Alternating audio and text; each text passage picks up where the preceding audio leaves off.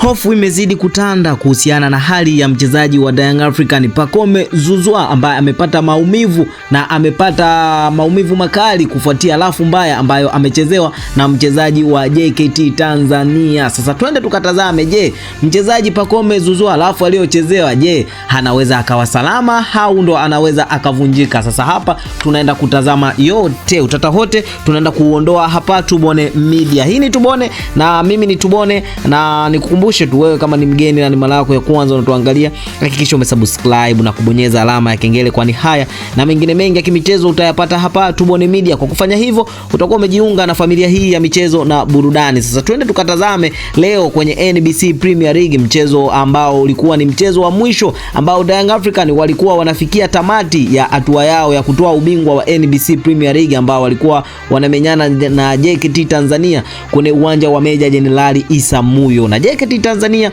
ndiye ambaye alikuwa mwenyeji wa mchezo huu, ambapo Young African wameibuka na ushindi wa magoli matatu, na hivyo basi kufuatia ushindi huo Young African wametoa ubingwa wa NBC Premier League mara ya 6 mfululizo. Sasa hii ni historia ambayo imeandikwa na Jangwani hawa, lakini kubwa kuliko leo hii ni kuhusiana na hali ya mchezaji Pacome Zouzoua. Ndani ya dakika 45 za kipindi cha kwanza, Pacome Zouzoua anachezewa lafu mbaya na mchezaji wa JKT Tanzania, na hivyo basi refa wa mchezo huu ilimlazimu kutoa kadi nyekundu kwa mchezaji wa JKT Tanzania baada ya kumchezea lafu mbaya Pacome Zouzoua. Lakini ukianza kuangalia aina ya lafu aliyochezewa Pacome Zouzoua, moja kwa moja inaonesha kwamba lazima hali ya Pacome Zouzoua itakuwa matatani, hususani husishwa na kwamba anaweza akawa amevunjika mguu moja kwa moja kutokana na aina ya lafu aliyochezewa, kwa maana lafu ambayo unachezewa ukiwa nyuma, lakini ile lafu bwana ilikuwa ni mbaya kama unavyoitazama hapo, lafu hiyo